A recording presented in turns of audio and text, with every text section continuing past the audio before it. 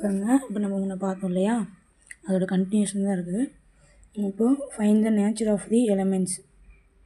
இப்போது இந்த கிராஃப் எடுத்துக்கோங்க. இப்போது இது வந்து ஆரிஜினில் போகுதா, ஆரிஜினில் போனால் என்ன, லீனியர் எலமெண்ட்டு. இப்போ லீனியர் எலமெண்ட் இருந்தாலும் ஆட்டோமேட்டிக்காக அது பைலேட்டர் எலமெண்ட் தான். ஓகேங்களா. நெக்ஸ்ட் வந்து ஃபஸ்ட்டு குவாட்ரண்ட்லேயும் தேர்ட் குவாட்ரண்ட்லேயும் வருதுங்களா. So passive element. இந்த கிராஃப் வச்சுட்டு நமக்கு சொல்ல தெரியுதுங்களா. பாருங்க, ஆரிஜினில் போச்சு அப்படின்னா லீனியர் வந்து ஆட்டோமேட்டிக்காக அது பைலேட்டர் தான். நெக்ஸ்ட் வந்து என்னென்னா, உங்களுக்கு ஃபஸ்ட்டு குவாட்ரண்ட்லேயும் தேர்ட் குவாட்ரண்ட்லேயும் இருந்துச்சு அப்படின்னா அது வந்து பேசிவ் எலமெண்ட்டு. நெக்ஸ்ட் இது பாருங்கள், வந்து ஃபஸ்ட்டு குவாட்ரண்ட்டில் மட்டும்தான் போகுது. So passive element. இன்னொன்று வந்து ஆரிஜின் வழியாக இங்கே வரல, நெக்ஸ்ட்டு தேர்ட் குவாட்ரண்ட்டுக்கு வரல. ஸோ அது நான் லீனியர் இருந்துச்சுன்னா யூனிலேட்ரல். அவ்வளோதான். இப்போது இங்கே மட்டும்தானே ஒரு Z1 தானே போட முடியும். அப்போ நெக்ஸ்ட்டில் போடும்போது வராதில்ல, சேம் இம்பிடன்ஸ் கிடைக்காதில்ல.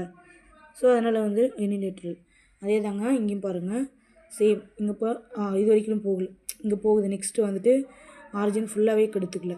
ஸோ அதனால் வந்துட்டு நான் லீனியர், யூனிலேட்ரல், பேசிவ். ஃபஸ்ட்டு குவாட்ரண்ட்லேயும் தேர்ட் குவாட்ரண்ட்லேயும் இருக்கிறனால பேசிவ். நெக்ஸ்ட்டு கிராஃப் எடுத்துகிட்டா இப்படி போகுது.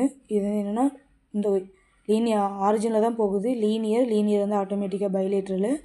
நெக்ஸ்ட்டு வந்து செகண்ட் குவாட்ரண்ட்லேயும் ஃபோர்த்து குவாட்ரண்ட்லேயும் இருக்கிறதுனால ஆக்டிவ் எலமெண்ட்டு. அவ்வளோதான். இங்கே லீனியர் போகலை, நான் லீனியர் வந்து யூனிலேட்ரல். நெக்ஸ்ட் வந்து Z1 Z2 கால்குலேட் பண்ணும்போது சேம் இம்பிடன்ஸ் கிடச்சிருக்கல, அதனால் வந்து யூனிலேட்ரல்.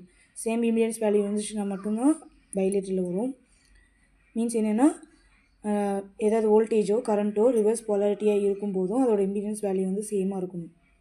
நெக்ஸ்ட் வந்து ஆக்டிவ் எலமெண்ட்டு. இப்போ ஃபஸ்ட்டு குவாட்ரண்ட்டில் இருக்குது இதோடது, அதனால் ஆக்டிவ் எலமெண்ட்டு. செகண்டில் வந்துருக்கு பாருங்களேன், ஃபஸ்ட்டு தேர்டு, அதை பாசிட்டிவில் இருந்தால் மட்டும்தான் அது பேசிவ். செகண்ட் நெகட்டிவ் வந்துருக்குல்ல, so active element. That's element. Next வந்து கிளாஸிஃபிகேஷன் ஆஃப் சோர்ஸஸ் பார்க்கலாம். அது அடுத்த டாப்பிக்காக பார்த்துக்கலாம்.